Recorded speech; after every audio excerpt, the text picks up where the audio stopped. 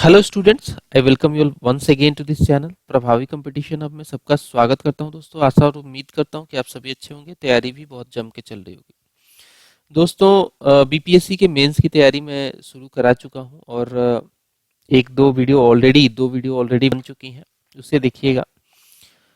आज हम जो डिस्कस करने वाले हैं वो है पटना कलम। पटना कलम से क्वेश्चन रिपीटेड आते रहते हैं, देख सकते हैं। मैंने नोट्स पहले तैयार किया है आपके लिए एंड जो मेन जो क्वेश्चन आते हैं उसी के हिसाब से ये मैंने पूरा नोट्स तैयार किया है, जिसको मैं अभी आपको पढ़ाऊंगा। अगर लगातार आप क्लासेस से जुड़े रहना चाहते हैं तो डेफिनेटली इस चैनल को सब्सक्राइब करके बेल आइकन को प्रेस कर लीजिए। चलिए स्टार्ट करेंगे without any further delay. Patna कलम को समझने से पहले हमें ये समझना जरूरी है कि क्वेश्चंस पूछे कैसे गए हैं अभी तक क्वेश्चंस कैसे पूछे गए हैं वो देखना बहुत जरूरी है। तो पहला सवाल देखेंगे, ये 45th बीपीएससी में पूछा गया सवाल है। यहाँ पे सवाल कहता है कि discuss the chief characteristics of Patna कलम पेंटिंग। इंपॉर्टेंट क्या है? चीफ कैरेक्टरिस्टिक्स, यानी कि सेलिएंट फीचर भी कह सकते हैं, मेन फीचर कह सकते हैं। दूसरा सवाल भी वही है, discuss the salient feature of Patna कलम पेंटिंग स्टाइल। सेम ही क्वेश्चन है, कुछ भी बदल के नहीं लिखना था। थर्ड क्वेश्चन भी सेम है, describe the main feature of Patna कलम पेंटिंग स्टाइल। सेम आंसर लिख दीजिए, कोई दिक्कत नहीं है। Examine the main features of Patna कलम पेंटिंग स्टाइल। एग्जामिन लगाया है तो थोड़ा सा आप इसका रूपरेखा बदलेंगे, हल्का सा। एग्जामिन करना है आपको, निरीक्षण करना है उसको, ठीक है। तो नेक्स्ट देखिए, एक्सप्लेन द सेलिएंट। सेम ही है, सेलिएंट फीचर लगभग हर जगह आ रहा है, तो क्यों ना हम जो है सेलिएंट फीचर पे फोकस करें, थोड़ा सा हिस्टोरिकल बैकग्राउंड के साथ। बोनस में मैं दूंगा कि डिक्लाइन कैसे हुआ, थोड़ा सा आपको अच्छा लगेगा। इन केस कभी पूछ दे तो दो चार पॉइंट वो भी आपको पता होना चाहिए। तो बिल्कुल कंपोजिट तैयारी कराऊंगा दोस्तों, बिल्कुल नोट्स जो होगा इनिस्ट होगा। आप फर्दर इसमें ऐड कर लेना अगर आपको कोई पॉइंट लगता है तो। चलिए, तो दोस्तों अगर पटना कलम की बात करें तो सबसे पहले हम हिस्टोरिकल बैकग्राउंड तो जरूर देखेंगे। पटना कलम की बात करें तो सबसे पहले हिस्टोरिकल बैकग्राउंड देखेंगे। पटना कलम के जो आर्टिस्ट थे, ऐसा माना जाता है कि they were the descendants of the Mughal artist. Mughal artist ही माइग्रेट करके इधर आए थे, तो कहीं ना कहीं जो डिसेंडेंट्स थे वो मुगल आर्टिस्ट ही थे पटना कलम के, ठीक है। पटना कलम के जो आर्टिस्ट थे वो डिसेंडेंट थे, मुगल आर्टिस्ट थे, क्योंकि माइग्रेशन हुआ था। इनिशियली जब मुगल एम्पायर अपने पीक पे थी तो राजस्थान से ये लोग गए थे दिल्ली, मुगल दरबार में काम किया, पेंटिंग करी। उस समय जो है वो जो पेंटिंग था वो रॉयल पेंटिंग था, ठीक है। उसके बाद जब मुगल एम्पायर डिक्लाइन हुआ तो they migrated to Murshidabad, which is in East Bengal now. Murshidabad पहुंचे ये लोग, ठीक है। यहाँ तक बात समझ में आई होगी। फिर वहां पे भी थोड़ा सा डिक्लाइन देखा गया, तो finally they expanded themselves to Patna. Patna में इसलिए आए क्योंकि वहां पे पटना में क्या है, यूरोपियंस आ गए थे और काफी ज्यादा जो है अब पटना में जो है चेंज हो रहा था, जो कि डिमांड कर रहा था कि इस हब को जो है एक इनरिच्ड पेंटिंग से नवाजा जाए। तो यहाँ पे ये लोग माइग्रेट कर गए। Artist came to Patna localities. Patna की लोकालिटीज में ये मच्छर हट्टा, लोधी कतरा, दीवान मोहल्ला जैसे जगहों पे आए और इनिशियल यहीं पे सेटल हुए और अपना काम स्टार्ट कर दिया। नाम की बात करें फेमस आर्टिस्ट तो सेवक राम सबसे पहला नाम था। इन्होंने काफी जो है इस पेंटिंग पे काम किया, इसको और ऊंचाई पे ले गए शिवालाल, शिवदयाल लाल, हुलास लाल, बरी लाल, जयराम दास, नित्यानंद लाल, टुन्नी लाल, झुमक लाल, फकीर चंद, और आखिरी जो इसके रिनोड जो आर्टिस्ट थे उनका नाम है ईश्वरी प्रसाद वर्मा, और इनके बाद जो है डिक्लाइन हो गया। खैर, ये हमने थोड़ा सा हिस्टोरिकल बैकग्राउंड देखा दोस्तों, जो कि लिखने में जरूरी है, थोड़ा सा भूमिका बनाए। अब अगर हम आ जाएं कि सेलिएंट फीचर क्या है साहब इस पर्टिकुलर पेंटिंग का, तो पहला जो फीचर निकल के आएगा that is it was the amalgamation of different styles and influences. कहने का मतलब ये है कि ये अपने आप में इसकी कोई मतलब खुद की पहचान बनी, बाद में बनी, बट इनिशियली क्या मतलब मिक्सचर ही था, ये एमलगमेशन ही था डिफरेंट स्टाइल का, जिसमें मुगल मिनिएचर पेंटिंग में यूरोपियन टेक्निक और फोर शैडोइंग को ऐड किया गया था. So it was amalgamation of different styles and influences, Mughal and European art basically.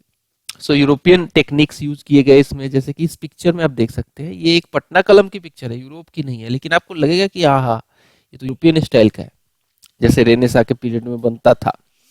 तो यूरोपियन टेक्निक्स को यूज किया गया, फोर शैडोइंग को यूज किया गया. फोर शैडोइंग का मतलब होता है कि आप इमेज बना रहे हो कुछ फ्यूचरिस्टिक दिखाने के लिए, आगे क्या होने वाला है, तो फोर शैडोइंग का तरीका यूज किया गया मुगल मिनिएचर में. ये क्या है, ये मिनिएचर पेंटिंग कहते हैं इसको, बहुत बड़ी पेंटिंग नहीं है, छोटी छोटी पेंटिंग, मिनिएचर पेंटिंग. तो मुगल मिनिएचर पेंटिंग्स में यूरोपियन टेक्निक और फोर शैडोइंग को ऐड करके जो है हमने क्या बनाया, पटना कलम. So it was an amalgamation of different styles and influences. पहला पॉइंट, पहला फीचर सेलिएंट इसका. दूसरा फीचर जो है वो कहता है detailed and delicate brush work था ये. अब ये इतना detailed and delicate brush work था और इतनी मेहनत लगती होगी, इतना एक्सपर्टीज लगता होगा कि आप सोच नहीं सकते हो. Rarely they used pencil to delineate. कहने का मतलब है जनरली हम कोई ड्राइंग करते हैं, पिक्चर बनाते हैं, पेंटिंग बनाते हैं, तो सबसे पहले उसको पेंसिल उठा के कोई पिक्चर ड्रॉ करते हैं. पिक्चर ड्रॉ किया, फिर उसमें कलर भरते हैं. यहाँ पे साहब ये काम ही नहीं होता था, पेंसिल तो उठता ही नहीं था, एक्सेप्ट फ्यू, एक आधा मिलता है बहुत रेयरली. तो पेंसिल के बिना पेंटिंग सीधा ब्रश उठाया और पेंट कर दिया, और काफी डिटेल्ड और डेलिकेट कि एकदम हर चीज को माइन्यूटली दिखाना, पेंटेड नोज दिखा देना, थिक आईब्रो दिखाना और तमाम ऐसी चीज. बहुत ही एक्सपर्टीज चाहिए इसमें. तो इतनी इसके जो कलाकार थे वो इतने एक्सपर्ट थे. The figures before applying the brush, ये जो है पेंसिल के बिना जो है फिगर्स को जो बनाते हैं ब्रश के यूज करने से पहले, जो पेंसिल वर्क होता है वो होता ही नहीं था इसमें. Rarely use pencil to delineate the figure before applying the brush. इस तरीके की जो आर्ट है, इस तरीके की जो कला होती है, इसको हम कजली स्याही बोलते हैं. कजली स्याही टेक्निक, जहां पे पेंसिल का यूज ही नहीं किया, सीधा ब्रश से उठाया और पेंटिंग कर दी. तो ये दूसरी इसकी खास बात. तीसरी जो खास बात निकल के आती है सेलियंट फीचर में, artist prepare their own colours. अब यार अभी के जमाने में क्या है, मार्केट में जाते हो, कलर का एक डब्बा उठा लाते हो, पेंटिंग कर देते हो. बच्चों को कितना आसान हो गया है करना. उस समय के जो पेंटर्स थे खुद के कलर्स बनाते थे, कलर्स अवेलेबल नहीं होते थे, खुद के कलर्स बनाने पड़ते थे. तो कलर्स भी नेचुरली ये तैयार करते थे, जैसे कि ब्लू कलर जो है लेपिस लजोली करके मिनरल से निकालते थे ये लोग. तो कलर्स बनता था मिनरल से, नेचुरल मीडियम्स यूज करते थे, जैसे कि juices of fruit, different colour के डिफरेंट कलर निकाल लेते थे. फ्लावर से कलर निकालते थे, बार्क ऑफ ट्री से कलर निकालते थे. इस तरीके से कलर बनाया जाता था. मोस्टली ये लोग ब्राइट कलर यूज किया करते थे. मोस्टली ये लोग ब्राइट कलर यूज किया करते थे. अच्छा लगता है ना, चमकता हुआ bright colour, yellow colour, blue colour, pink colour. But ऐसा नहीं है कि ऐसा नहीं है कि मतलब बिल्कुल ही जो है ये सिर्फ और सिर्फ ब्राइट ही कलर यूज करते थे. ठीक है, थोड़ा बहुत जो है ये पिंक, मैजेंटा, ग्रीन, गेरू, व्हाइट, गोल्ड, सिल्वर वगैरह भी यूज कर लेते थे.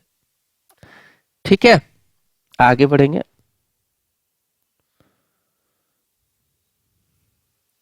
नेक्स्ट जो इसका फीचर निकल के आता है, that is use of shadow. इसमें शैडो का यूज होता था. ठीक है, यूज ऑफ शैडो होता था. सो यूज ऑफ कार्डामोम सीड्स यूज करते थे, एंड स्लैंटिंग ब्रशेस स्पोक्स मार के ये जो है effect of light and shadow बनाते थे. मतलब इस पेंटिंग में जो है शैडोइंग का काम होता था, शैडोइंग का काम होता था. ठीक है, इस पेंटिंग में शैडोइंग का काम होता था, तो शैडो जरूर बनाते थे. इसके अलावा अच्छा एक खास बात ये निकल के आई कि इसमें बैकग्राउंड और बॉर्डर्स जो थे वो मिसिंग थे. बैकग्राउंड और बॉर्डर्स मिसिंग थे. यूजुअली ये लोग जो है बैकग्राउंड और बॉर्डर्स अपने पिक्चरों में नहीं बनाते, जो कि मुगल मिनिएचर पेंटिंग में काफी फेमस था. मुगल मिनिएचर पेंटिंग में काफी फेमस था बैकग्राउंड बनाना और बॉर्डर बनाना. लेकिन यहाँ पे जो है बॉर्डर और बैकग्राउंड जो है यूजुअली नहीं बनता था। इसका कारण ये था कि यूरोपियंस जो आते थे, यूरोपियंस जो उस समय थे पटना वगैरह के आसपास में, वो चाहते थे कि आर्टिस्ट को कम पैसे में पिक्चर बनवाया जाए, क्योंकि उनको नेटिव सब्जेक्ट पे पिक्चर बनवाना था, जैसे कि ड्रमर पे, ब्लैक स्मिथ पे, काइट मेकर पे ये पिक्चर बनवाते थे। Local daily day to day life को इनको जो है दिखाना होता, बनवाते थे। तो यूरोपियंस जो थे दे वर पेइंग द आर्टिस्ट, और वो चाहते थे कि लोकल सब्जेक्ट पे, नेटिव सब्जेक्ट पे पिक्चर बने और जो है कम पैसे में जो है चीज हो जाए। तो वो जो है क्यों बैकग्राउंड बनवाएंगे, बॉर्डर बनवाएंगे, ये कारण था। नेक्स्ट जो इसका फीचर निकल के आता है, that depiction of common masses. ठीक है, डिपिक्शन ऑफ कॉमन मासेस। इसमें क्या होता था, जो ये पेंटिंग्स बनती थी, इसमें कॉमन मासेस का जो है पिक्चर बनवाया जाता था। For the first time in the history of the fine arts ये ऐसा हुआ कि रॉयल्टी का पिक्चर नहीं बन रहा है यहाँ पे जो है डिपिक्शन हो रहा है कॉमन मासेस का। क्यों? क्योंकि यूरोपियंस को जानना था, वो अब पिक्चर्स ले जाते थे अपने देश में, दिखाते थे कि देखो वहां पे ये कल्चर है, ये सब चीजें हैं। तो ये पहली बार वर्ल्ड में हुआ था हिस्ट्री ऑफ फाइन आर्ट में कि भाई कॉमन मासेस की पिक्चर्स बनने लग गई थी। रॉयल वगैरह जो पिक्चरें थी वो यहाँ पे नहीं बनी। सो डिपिक्शन यहाँ पे किया जाता था ब्लैक स्मिथ का, काइट मेकर का, फिश सेलर का, ड्रमर्स का, कॉपर स्मिथ का, वेडिंग वगैरह के पिक्चर्स, फेस्टिवल्स के, ये सब यहाँ पे बनने लगे थे। यूनिक फेशियल फीचर इसका नेक्स्ट जो है, नेक्स्ट सेलियंट फीचर में आता है कि यहाँ पे जो पिक्चर्स बनाते थे उसमें जो ह्यूमन को दिखाया जाता था, उसके पॉइंटेड नोज दिखाना, डेंस आईब्रोज दिखाना, स्किनी फेसेस दिखाना, संकेन स्टेयरिंग आईज दिखाना, प्रोमिनेंट मुस्टैच अगर वो मेल का पिक्चर बना है तो इस तरीके की जो है फेशियल फीचर्स जो है बहुत ही साफली दिखाते थे और बहुत अच्छा दिखाते थे, काफी अच्छा लगता था पिक्चर ये देख के। अब हम बात करेंगे दोस्तों, ये हो गए फीचर्स इसके, क्यों डिक्लाइन हो गया पटना कलम, क्या ऐसी दिक्कत थी, इतना ही इंपॉर्टेंट था, बहुत खास चल रहा था, तो क्यों डिक्लाइन हो गया। डिक्लाइन होने का इसका कारण जो है दोस्तों मॉडर्न कारण है, मॉडर्नाइजेशन जैसे जैसे होने लगे, जैसे कि स्टैब्लिशमेंट हो गया लिथोग्राफिक प्रेस का पटना में 1826 में। तो क्या है ना कि अब लिथोग्राफिक प्रेस से जो है इमेज बनाना आसान हो गया, तो ये एक कारण बना डिक्लाइन ऑफ पटना कलम का। ठीक है, स्टैब्लिशमेंट ऑफ लिथोग्राफिक प्रेस। दूसरा है फोटोग्राफी आ गई भैया, तो लोग क्या करते थे, फोटोग्राफी से पिक्चर खरीद लेते थे, बना लेते थे, बनवा लेते थे, तो वो भी कारण बना। इसका डिमांड भी कम हो गया, क्योंकि अब जो है डिमांड किस बेसिस पे था, डिमांड था कि फॉरेन टूरिस्ट आते थे, बोलते थे लोकल आर्टिस्ट को भाई मेरे लिए पिक्चर बना दो, ये बना दो, ये सब्जेक्ट दे देते थे, बनाते थे। अब क्या है, इनकमिंग एंड आउटगोइंग जो है फॉरेन टूरिस्ट का कम हो गया, तो अब जो है डिमांड भी कम हो गई, ये भी कारण बना डिक्लाइन ऑफ पटना कलम का। Lack of scholarly attention and patronage. होता क्या है कि कोई भी आर्ट है उसको अगर पैट्रोनेज मिलता है स्टेट का तो डेफिनेटली वो ग्रो करती है। तो यहाँ पे इनको पैट्रोनेज कौन देता था, इनसे कौन पिक्चर बनाता था, यूरोपियंस, वो भी जो टूरिस्ट आते थे वो बनवाते थे। तो ये जो है लैक करते थे बेचारे पैट्रोनेज में, अगर पैट्रोनेज रहता है तो डेफिनेटली वो ग्रो करती है आर्ट। तो ये सब कारण थे 3-4 जो है डिक्लाइन ऑफ पटना कलम के। So that's all from this video, I hope you like the video. Like किया है तो जरूर लाइक करके दिखाइए और दोस्तों में भी शेयर कीजिए। मेंस की क्लासेस बहुत इंपॉर्टेंट होंगी, ये आपके लिए मैं सब कुछ सजा के दूंगा। Bye bye.